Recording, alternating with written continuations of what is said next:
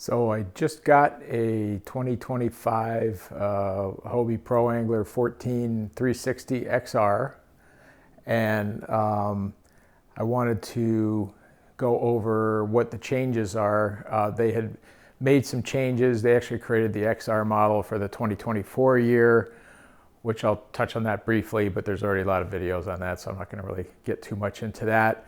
What I wanted to talk about in this video was the changes that they've made to the hull, some in the Hobie video, and actually some surprises as well that I wasn't expecting. So the first one that they actually talk about in the Hobie video, in the launch video, you can see they've raised this section here and then put a bunch of threaded inserts in there to make it easier to mount motor and power poles and things like that. Similar to actually what we've got back here on an Outback. We've got those four. That's actually where I was mounting a Newport Vessels motor that I have. And on the previous generation of the Pro Angler, I needed to use an adapter kind of like this. The silver part comes with the Newport, and then the black portion is an adapter that would have to go on the back. Basically, you would take this plate here off, and then that would screw onto there, and then the adapter would go on like that. But now I'm going to be able to get rid of that adapter and just bolt the motor right to there. Now I run my cables over the top to a battery box over here. If you so choose, you can actually use this new plate that they've added to go ahead and put a connector in there and then run wires through the hull to wherever you want to put your battery. And then if we come to the front, you can see we've got a couple threaded inserts here. Not as familiar with this one.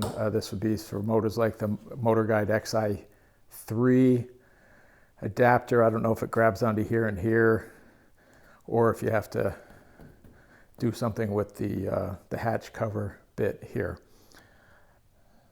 So that's for the motor. So one other thing that was kind of a bummer for me, because I actually used the anchor trolley, and they used to have a couple of threaded inserts here, a couple along the middle, and two more at the end to easily mount that. As you can see, those are no longer there. If you look carefully, you can sort of see where they used to be. So I guess I'll have to use well nuts like the Outback and stuff like that. So that was kind of a bummer.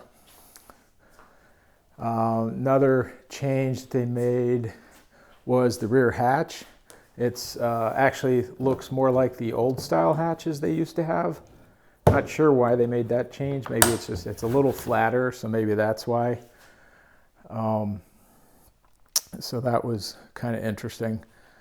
And then much like the plate that they have back there, they've got a plate here and one over there for routing wires. And then there's a couple more up front here and then under this area as well. And so one thing that also they made a change that was kind of a bummer, maybe it's because they put those plates in, is now the through hull wiring kit grommets that basically look like the one under the chair here are no longer mounted already in this area, which is where I'm going to want to keep mine anyway, just because that's how I got used to it. I don't want the wires all the way up here because I think they would interfere with the rods perhaps, so I'm going to actually have to drill a hole to reinstall my fish finder. I'm actually upgrading from I think it was a 2022 or 2023 PA 360 up to this one.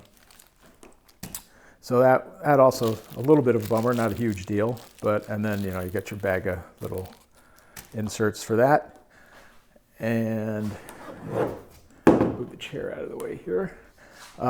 So another thing that they actually did on the 2024 360 XR is they put a metal plate here under this mount for the chair. It looks like for the 2025s they've integrated that all into a single unit. So I can't, it feels like it's all plastic now, but hopefully that'll spread the load a little bit. Some of the PAs had some issues with cracking here when they just had this mount here is holding the seat.